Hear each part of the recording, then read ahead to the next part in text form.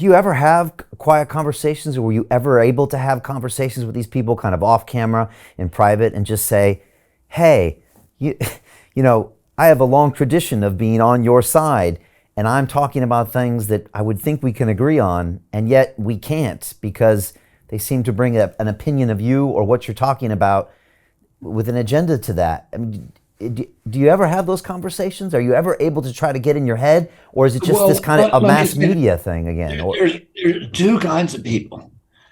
There are people like doctors and scientists and movie stars, etc., and who come up to me and say, "I'm with you 100%," but I can't say anything. right? So there's those people which I understand, and then Do there you are understand though? Do you understand? I do because I tend to be look, the thing I've made some choices about my own life, but they're difficult, and there's costs attached to them, and there's relationships costs and family costs, etc. That but I also had a resilience that most people don't have because I have a lot of trial lawyers who are on my side and who make sure that I get work, right? And I have then, some people in the environmental community who continue to support me.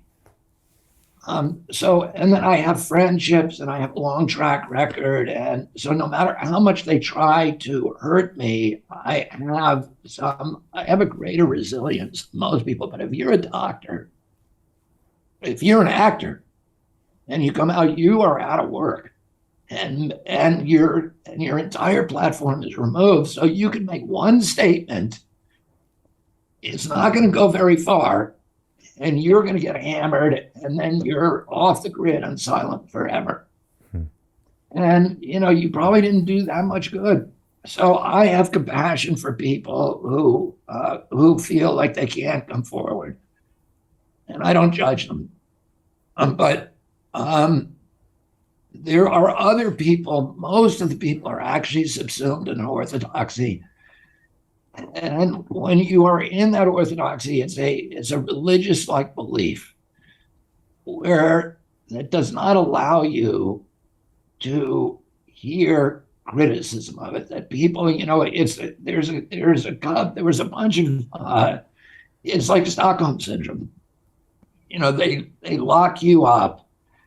They tell you the only way to survive for you and your children is by complete obedience to these authorities.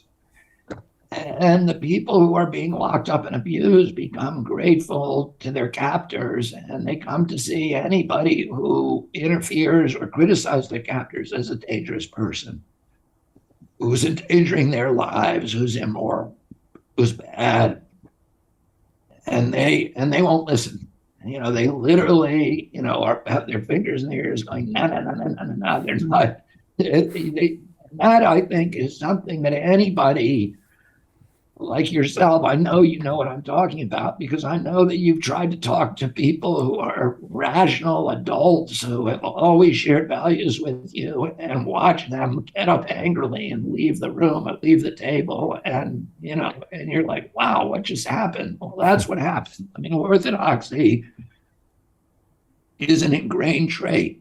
It was biologically hardwired into our systems during the 20 million or 20,000 generations that humanity was wandering the African savanna in little tiny warring groups where your survival depended on your obedience, your unit cohesion, your obedience to a powerful male leader, and looking at everybody in your little group as part of your tribe and excusing any kind of bad behavior and anybody outside of your group as the enemy, as inhuman, as dangerous, and where anything that they did that was wrong had to be interpreted as an attack on you. And that's all hardwired into us, and it's part of who we are. It's one of the things that orthodoxies are dangerous, and they're often lethal. and they share a lot of characteristics, but all of them are rooted in, human and biological impulses.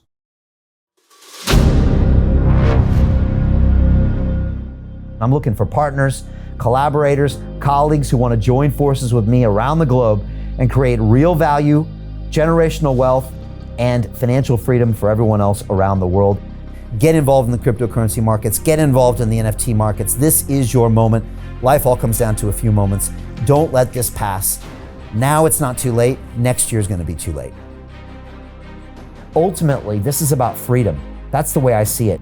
This is about giving power back to the people and enabling billions of people worldwide to use the financial markets to improve their lives and those of their friends and their families and their communities. Honestly, I think it's a violation of human rights not to allow people basic access to financial services.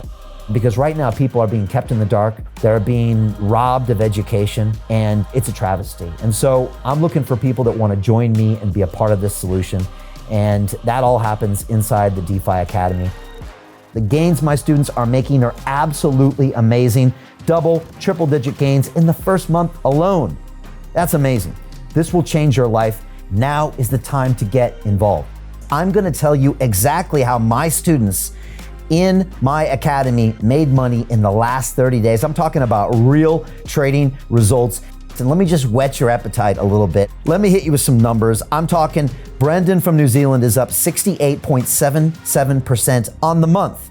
Steve from Europe up 83%. Albert in Singapore up 169.9% on one single trade. I got Susan up 153% on her call options alone, also rocking 139% returns and 442% returns as well on individual trades. These are people that are changing their financial future in the last 30 days, but it's based on trading discipline. I've graduated over 500 students from inside my academy from over 54 countries around the world. It's amazing. When it comes to crypto, DeFi, and blockchain, we love this space. We truly believe it's the future. This is down to our core. It's authentic to what we're doing, and everybody can tell through the camera because you can't make this stuff up. If you're watching me now, wherever you are, I implore you, take 60 seconds right now and join my academy. Apply today. Now you've got a chance. Life all comes down to a few moments. What are you going to do? What's the choice that you're going to make?